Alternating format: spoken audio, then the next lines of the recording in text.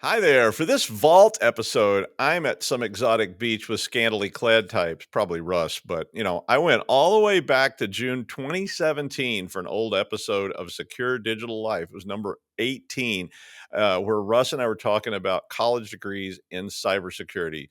So you might be interested or you might not, but check it out either way.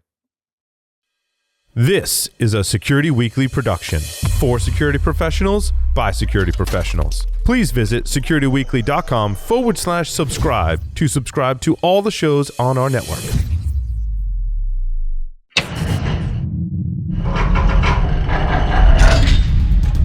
From the Security Weekly Vault, it's the show that keeps you up to date on the latest security news twice a week. Your trusted source for accurate security information and expert analysis. It's time for the Security Weekly News. We're back. It's me. Hier ist SDL. Here is Russell Boscheman. Hi, everyone. Yeah, we're saying German things today because next week we're going to be we're going to be in Czech Republic, but I don't know any words of Czech Republic. We'll learn. Yeah, we'll have to learn. I have a book. Oh, it's just like, I will not buy this record. It is scratched. Yeah. Yeah, the dog is red. Excuse me. Excuse me, may I fondle your buttocks? Yeah, those don't really work. Oh, that's from the Hungarian phrasebook sketch on Monty Python. Oh, That's my second favorite Monty Python sketch. Yeah, put it on Facebook. Yeah, exactly. We got those all in there. Okay, so we're here. Don't forget AnyCon. AnyCon is June 16th and 17th in Albany, New York, and you can use the code RWEDU or Paul, and get a discount. Students can register for this for almost nothing. It's like, it's like going to Starbucks. It's so cheap. They already started posting swag. They had like some kind of swag lock picks he was posting they're going to give away. They got all kinds of cool stuff. So check out AnyCon if you haven't registered already. We're going to be there.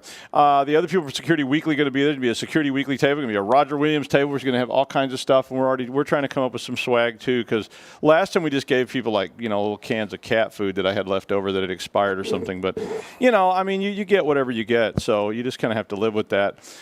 DEF CON is July 27th and 30th in Las Vegas. It's Caesar's Palace, the ever really gaudy and horrible. I don't like Caesar's Palace. I'll be there the week before. And he's going to be there the week before. Yeah. So DEF CON, Security Weekly is going to be there. Wild West Hacking Fest. Heck yeah. Hacking Fest. I need some reverb. Wild West Hacking Fest is in October, the 25th to the 28th in Deadwood. Like, that's a cool name. It is. Deadwood, South Dakota. I kind of want to live there, but then I kind of don't. But that sounds fun. Check that out. They have discount codes for all these and more on Security Weekly website, so you can definitely check those out if you want to go to any of these cool hacking festivals. Some are further away than others, but you can get cheap tickets to Vegas, right? Yeah, absolutely. I think it was $289 last time I looked round trip. Russ is like the Vegas expert, so. Yeah, I've been there 27 times in 10 years. That's just wrong. Yeah, I know. It's for like, CES and other things. So. After a while, you get used to the smell of vomit, right? Oh, my own, mostly. Well, when what happens in Vegas stays in Vegas, you have to go back and visit it occasionally. Yeah. All right. One thing I was going to comment, I promised somebody on that was commenting on the site. Feel free to post questions during the show because we are answering them. Here. I did promise somebody I would readdress Mac filtering on Twitter because he was saying, or she, I don't know, a person on Twitter was saying that we didn't really express enough that Mac filtering, which is several episodes back, but if you're watching that Mac filtering was not like a cure-all for security, and we certainly didn't mean to imply that it was. It's just one of the many stages in a secure network that you would have to have. So remember, if you filter Macs, it does prevent people, and on this show we focus a little more on not Uber hackers, so Unter hackers, and less on Uber hacker type stuff. If Uber hackers are after you and they're sitting outside in a van that's tricked out with all kinds of stuff, you have a real problem. This was more about keeping your neighbor from accidentally jumping on your network, keeping your neighbor's kids from using your network instead of their own or whatever. Can you get around it? Of course you can. You can get around most anything. So, but just keep in mind that Mac filtering is not a cure-all panacea, but it is actually something that is a good idea to put on your systems. All right? All right. And I've got a light that's like doing something weird to me here. Yeah, it's hurting my eyes. It's hurting his eyes, and it's making my chin look fat. So that's got to be what it is. Whoa. Okay, hang on. I can't read. Oh my Yeah. God. All right. So the totally disjointed show. All right. So today we're going to talk about academia. Dun, dun. Or I should sing with it. Dun, dun, dun, dun, dun, dun. Right, because graduation just happened at a lot of schools this week. So a lot of universities were graduating, high schools were graduating. Everybody's wearing those ridiculous hats and all kind of silly regalia. I'm an iconoclast, so I hate crap like Same. that. But I never went to my graduations. I just kind of skipped them. My mom made me go to mine. Well, my PhD advisor made me go to one because he said I was the last person he was doing. So, hey, there you go. Phil, you know who you are. It's your fault I had to sit there and suffer. All right, so we're going to talk about them. So the first question I had for us today was do you need a college degree? And I guess people have all kinds of opinion. That I get people all the time saying, why bother to go to college?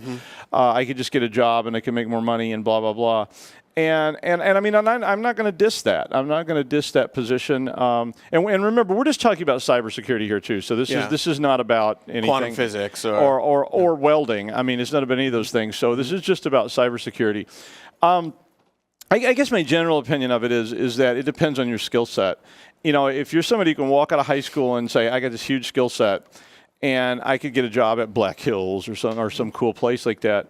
Maybe not, or let them pay for it, And I know, Russ, tell everybody what continuing studies is. That's one of your things. So I work at the School of Continuing Studies for local university that Doug and I both teach at, and what we do at the School of Continuing Studies is it's more for professional or midlife or mid-career people who didn't necessarily finish a degree or even start a degree for some of them, but they feel like that piece of paper is something that they want, or perhaps it's encouraged or even supported by their employer because they have sort of tuition remission by a lot of employers out there. So they want to finish this. They see it as a life goal, or they set it as a life goal, and they just want to do it. And that would come back to one of my things, which is one of the problems that people have is that don't get a degree, is that initially, it doesn't matter. So if people say, you can do this, you can write Python, you can write C, whatever, and that's cool, and that's all you really care about. But 3 years down the road, you decide, I want to get promoted. And I've known so many people who then they said that it was like, and you can't because you don't have this degree, you don't have that degree. So there's certainly that in that camp. For a lot of people, it is about getting skills, and we'll talk about that a little bit more about getting skills and looking at programs. There's 3 basic degrees that are out there that you see in cybersecurity. One of them is an associate's degree, and an associate's degree is usually 60 credits. Yeah, or 2 years roughly. 2 years full time. Yeah. So it's 60 credits, which is like 20 classes, and that's fine. I mean, you could do those part time. A lot of schools, if you look, community colleges, a lot of universities have them. Continuing studies programs have associate's degrees. Bachelor's degrees, which are 120 credits typically. So that's like that's what they call a 4-year degree. And there's a lot of different kinds of bachelor's degrees and things like that. I want to talk a little bit about some of those. And then obviously master's degrees. And the tradition was, that a master's degree was a bachelor's degree without the reading, the writing, and the arithmetic. And that was sort of the idea of it, was that you would just take a major. And it was a way to sort of retool your career. So if you look at master's programs, some of them are like that. Master's in engineering and master's in computer science, those tend to be like the undergraduate degree, just now without all the other, you took history and you took all that stuff. I was trying to think of the lyrics to that song, but I don't know much about history. Yeah, there you go. He's the singer, not me. Okay. Yeah, exactly. Now Russ is going to sing now. No, I'm not going. Okay, but some master's degrees too are these very different kind of things. Like you hear people talk about MBAs and things like that, and those are very specialized degrees that are broader.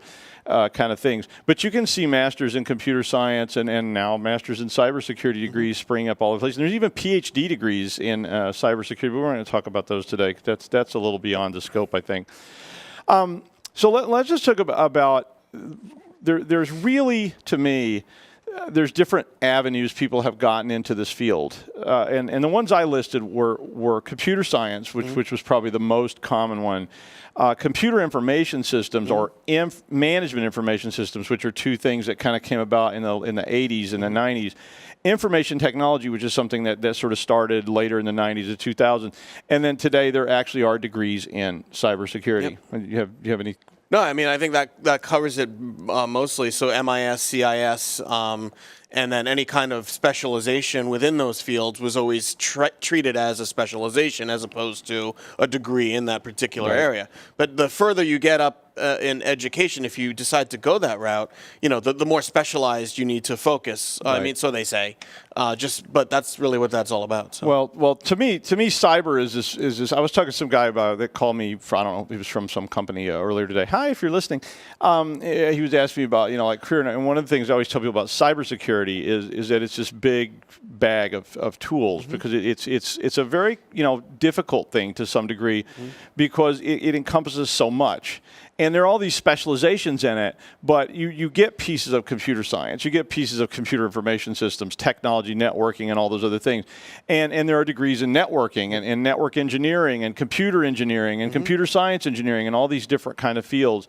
So one of the things, if you're trying to get in this field, is you need to think about pretty carefully what it is you want to do. I mean that's to me the very first thing you say. Well, I don't know. I just want to be in cybersecurity because it's so cool. Because then I can be like Doug and Russ. I know there's people out there, that are like, I get your cards and letters and all those no, we won't get into that. But you really should stop and think about what in cybersecurity you want to do because the person I was talking to today asked a really good question, which was, he's like, I just want to get into cybersecurity, and I was like, but where? And he was like, well, I really like networking. And I'm like, okay, that's a whole field.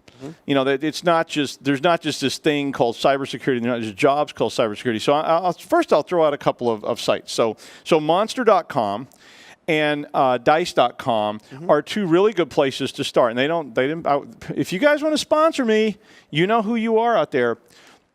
But Monster.com, I've used it a lot. Everybody uses it a lot. You can search for types of jobs. And you say, well, I don't know much about the field. That's fine. Just go browse, look around, see what you see, and does something catch your eye.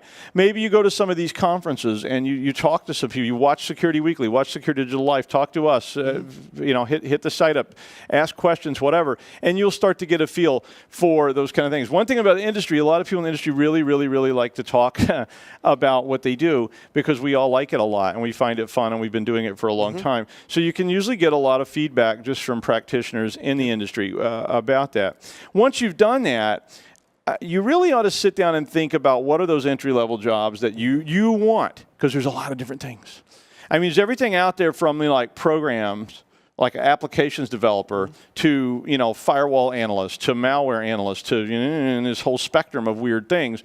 So you kind of have to try to figure out where what kind of place do I actually want to be when I jump on that. And that brings us to the types of degrees that are out there. You want to comment anything? Yeah, I mean, you've done a great job talking about the three more traditional ones. There are other options that are available now, as education itself is changing, and you've got things like prior learning assessment, and you've got things like competency-based education, which we're going to talk about in a minute or two. But really, what it is educational institutions want to get you educated. That's what they want to do. And many of the more progressive ones think that, well, maybe if somebody's been working for 6 to 10 years out of college, maybe they didn't go to college, maybe they went down the professional path first, they have a lot of experience that they're bringing to the institution. Why shouldn't they be, given credit, or why shouldn't it be treated as valuable knowledge that they picked up like a trade? And so why can't we count that towards 120 credits? And so things like that. So we'll talk about some more of those options in a sec too for some of you that are maybe less traditional. Yeah. But if you're trying to go to college and you decide you want to get one of these things. We had a whole show about certs, and certs are another way to get into the field. But one of to me, there's three things that are sitting out there. There's tracks and majors are really the two main things, and then there's degrees. And what you need to do if you're looking at schools is to look at what the schools actually teach. And this is not to run anybody down or raise anybody up. This is just to tell you what to do. Get the catalog. So you can go to their website, you get the catalog, and you need to not just look at the name of things. Because I've seen a lot of this in the last 5-7 years. A lot of schools started renaming things. So they were actually jumping in there and saying, well, here's something that's not doing so well. Right. And they renamed it. Like I've seen several times computer information systems program get renamed cybersecurity. And that's fine. Things change. But be careful, it's not just that, well, that's a sexy sounding name you've got over there. We're going to take these same people that have been teaching that, and now they're going to teach this. A powdered turd is still a powdered turd. Yeah, he said that, not me. I'm good. It's like I'm not the FCC. Is like, it's like I don't want them after me. They've been after Colbert. Yeah.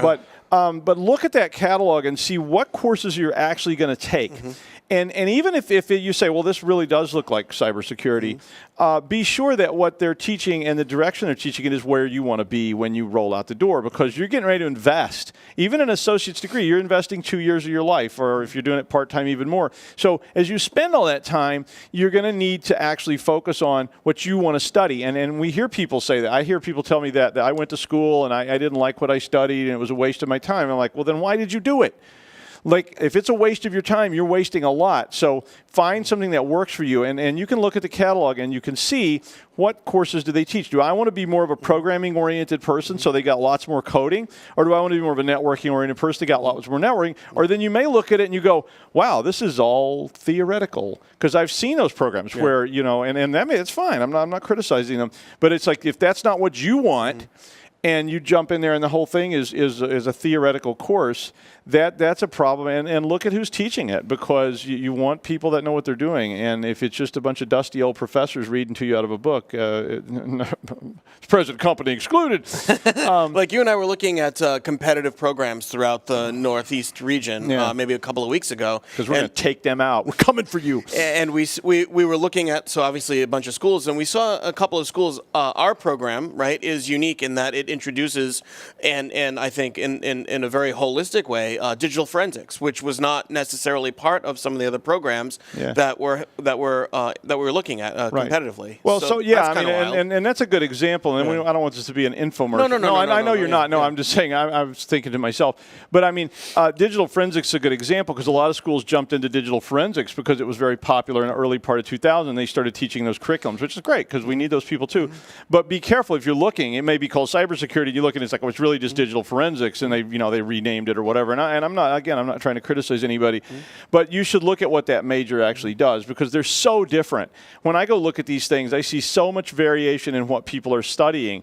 And that's great, because it means you have options, but it also means you should look a little bit deeper, because you say, well, this is cybersecurity, this is computer science. Because computer science, to me, is about applications development. So it's about learning to be a programmer. And it may not be. And they have the same problem. You go look at 5 computer science programs, and they're very different. You'll get one that's a computer science engineering program. That means it's a lot more like electrical engineering kind of side, like, how do I code these chips? And then other ones are like way over on the other end of the spectrum, like, and it's kind of bizarre even to some degree. But I do think you have to be careful about that as you look at those degree programs, because I do think that if you don't take the time to do that, no one will. And I assure you, when you go look at schools, they're all going to tell you they're great, because I've been going out and looking at schools with my daughter, and I have yet to go to a single school's presentation yet where the school people came out and went, well, guys, we really pretty much just suck. This university is, almost an embarrassment. Most people walking out of here can barely read, write, or even, arithmetic. Figure out how to use a public toilet without assistance. But, well, hey, but the point is that you need to make that call, because they're not going to sit you down and tell you exactly what's going on. So you need to read the catalog, because that's the contract between you and them. So read that catalog carefully and look at it, and look at who's teaching the classes. And those catalogs change every year too. which is something that they may not tell you. And those catalogs, that contract that Doug's talking about, that year that catalog is published, so it would say something along the lines of 2016, 2017, that is your contract. So even if the program changes, like our cyber program is changing, the people who had it, who are catalog year 15, 16, right, are held to that contract, even though the program is changed and evolved. And then there's the giant buffalo in the room. I know it's supposed to be an elephant, but I thought a buffalo sounded more on of online degree programs. I mean, oh no. Online degree programs popped up really quite a while ago, and they've evolved from what were called correspondence schools, which was, you mail stuff in mail through stuff snail mail, and then it turned into email, and now we actually have online degrees. And online degrees are all over the place, just like regular degrees. You've got online degree programs that are great, that are reputable, that are good, that are quality, and you've got stuff that's disreputable, just like regular degrees. Because people always come to me and say, oh, is it online disreputable? I'm like, I mean, I think you have to research it, and you have to decide, because I've researched it, and I've seen stuff that I thought, wow, that is impressive. And I've seen stuff that I went, ha, ha, ha. Right. Basket weaving 101. Or basically, I write you a check and you give me a degree. So maybe some of you are looking for that too. So you can find whatever you want out there. But I mean, what's your? I know what. Of course. I mean, I teach in an online program also for the School of Continuing Studies, which has a lot of online curriculum and a lot of programs. And I mean, I find the same thing you did. I started my PhD in an online institution, and I couldn't do it. I literally took a semester, tried it because I had never taken an online class before, let alone an entire program. And I said, this isn't for me. It wasn't because they weren't good, they were good or bad or whatever. It just, I don't learn online well. But what that did for me was it put me in a situation or a place where I could say, all right, well, I definitely know that's not for me. I don't like it. And so, now I'm at a face-to-face. Makes sense. I mean, in this industry, most of the stuff you're going to end up taking in the industry is going to be online. So it is a good thing to start getting used to. So again, just research carefully. And I just had to bring up this term accreditation because we get asked this all the time by people. They say, oh, is it accredited? Is it accredited? And I'm like, accreditation means that you filled out a lot of paperwork. It doesn't mean that you necessarily meet a set of criteria. There's all these other things. So be really careful because sometimes people get accreditation. Everybody's accredited. I've yet to encounter a school that's not accredited by someone. So you just go out and you get an accreditation. So don't get so hung up on really esoteric academia stuff and worry about that. Look at the curriculum and who's teaching it. That's what matters. Because I'll tell you, I've seen accreditations that said that all the instructors have to have PhDs. And people go, that's so good. But that doesn't mean anything. No. I would so much rather that, I know Paul Asadorian doesn't have a PhD. I would rather have a class taught by Paul than by me any day of the week. And I could tell you a lot of PhDs that are even worse than me. So, so be careful about stuff like that because a lot of that's marketing and sales pitches. You need to do some research. Find out what's really going on there so that you can kind of put that into context. The last thing I was going to talk about as we're running out of time was what about people that want to go back to school? So some of the people watch this show probably want to get into this field, and there are options for you. So you can definitely go out there and find places that will give you credit for life experience, credit for work experience, credit for certifications that you hold. So if you're a CCNA, maybe you can come in and get credit for that. And then that's Russ's specialty. Yeah, sure. we offer that. As I alluded to this earlier, where you've got this PLA or prior learning assessment that you can take, and we're doing a pretty good job of mapping out specific courses which are based on competencies or learning objectives and outcomes, and we break them down by tasks and abilities. So if you perform this task at your job, there's no reason why you need to focus on that task or that competency for the program. So basically, what a competency-based program is it breaks down an entire degree program into micro objectives or they're called competencies, right? And then so instead of 120 credits, you have maybe 1,000 competencies. Right. And then so you got this big grid and you just literally check them off as you accomplish them. And so does the institution. And then once the grid is full, you graduate.